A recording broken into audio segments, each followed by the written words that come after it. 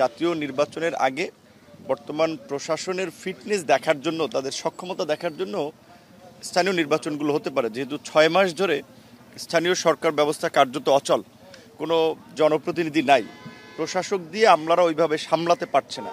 আর এখানে যে ঢাকা উত্তর সিটি কর্পোরেশনে বা আরও দু এক জায়গায় যে বিশেষ ব্যক্তি ক্রাইটেরিয়া দেওয়া হচ্ছে, এটা আসলে কোন ক্রাইটেরিয়া এই ব্যক্তিরা আসবে সেটা নিয়ে কিন্তু বিতর্ক হবে এবং নানান ধরনের জটিলতা তৈরি হবে। সেই ক্ষেত্রে একটা ভালো পথ হতে পারে যে দ্রুত সময়ের মধ্যে 2-3 মাসের মধ্যে স্থানীয় নির্বাচনটা দিয়ে আপনার নির্বাচনের ট্রেন্ডটা চালু করে দেওয়া। প্লাস হচ্ছে আমরা ইতিমধ্যেই দেখতে পাচ্ছি যে স্বরাষ্ট্র এবং কৃষি, স্বরাষ্ট্র একটা গুরুত্বপূর্ণ মিনিস্ট্রি, কৃষিও আর একটা গুরুত্বপূর্ণ মিনিস্ট্রি, দুটো মিনিস্ট্রি একজনকে দেওয়া হয়েছে, স্বরাষ্ট্র কোনোটাই ফাংশন করছে না।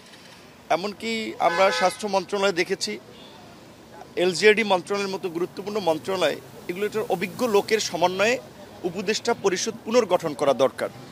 এখন সরকার আগামী ডিসেম্বরে ইলেকশন দিবে নাকি আরও 7 মাস পরে ইলেকশন দিবে, প্লাস মাইনাস 7 মাস লাগবে, সেই সময়ের ব্যাপারে আমরা তাদের প্রতি একমত আছি, আমরা সময় লাগলে দিব। কিন্তু আমরা মনে করছি যে এই গত 6 মাসের এই সরকারের পারফরমেন্সে এই উপদেষ্টা পরিষদ কার্যত দেশ পরিচালনা এবং দেশে স্থিতিশীলতা আনয়নে ব্যর্থ হচ্ছে। আপনি দেখেছেন কয়েকদিন আগে যুক্তরাজ্যর থেকে রিপোর্ট দেওয়া হয়েছে যে বাংলাদেশে ডিপ্লোম্যাটিক গ্যাদারিংয়ে কিংবা পাবলিক প্রসেশনে সন্ত্রাসী হামলা হতে পারে। এটা কিন্তু আন্তর্জাতিক অঙ্গনে বাংলাদেশের ভাবমূর্তি চরমভাবে ক্ষুণ্ণ এবং বাংলাদেশের আইন শৃঙ্খলা পরিস্থিতির একটা ভঙ্গুর অবস্থা প্রকাশ পেয়েছে। এটা যদি চলতে থাকে তাহলে তো বিদেশিরা বাংলাদেশ নিয়ে আরও আতঙ্কিত হবে।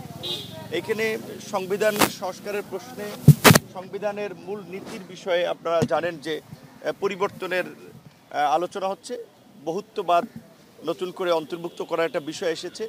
এরকম আরও গুরুত্বপূর্ণ বিষয় আছে যেগুলো আমরা কিছু বিষয় তো অভ্যন্তরীণ আলোচনার মধ্যে থাকবে, আর কিছু বিষয় তো পাবলিক করা যাবে। সংস্কার কমিশন যে প্রস্তাবনাগুলো দিয়েছে আমাদের সেখানে দেখেছি আমরা খুব বেশি দ্বিমতের জায়গা নাই, আর সংস্কারটা প্রয়োজন। বাংলাদেশের 53 বছরের মধ্যে আমরা একটা সুযোগ পেয়েছি, এই সুযোগকে আমরা হারাতে চাই না। সরকারের দুর্বলতা নিয়ে আমরা সমালোচনা করছি, সরকারের বিরুদ্ধে কথা বলছি, তার মানে এটা না যে এই সরকারকে আমরা কালকে বিদায় দিয়ে আমরা রাতারাতি সব কিছু যারা নির্বাচিত সরকার আসবে তাদের দিয়ে আমরা পরিবর্তন করব, সেটা সম্ভব না। বাংলাদেশের গত 53 বছরের ইতিহাসে আমরা দেখেছি রাজনৈতিক সরকারগুলো ক্ষমতায় যাওয়ার আগে অনেক ভালো ভালো কথা বলে, অনেক প্রস্তাবের পক্ষে থাকে, বাট ক্ষমতায় গেলে দেখা যায় তাদের সেই পজিশনটা থাকে না। সেই ক্ষেত্রে আমরা মনে করি এই জুলাই গণ অভ্যুত্থানে হাজারো মানুষের প্রাণ দানের বিনিময়ে অসংখ্য মানুষের রক্ত এবং সংগ্রামের মাধ্যমে যে পরিবর্তন এসেছে, সেই পরিবর্তনকে ধরে রাখার জন্য এই অন্তর্বর্তীকালীন সরকারের মাধ্যমেই কার্যকর সংস্কারটা নিশ্চিত করতে হবে। সেক্ষেত্রে সংস্কার এবং নির্বাচন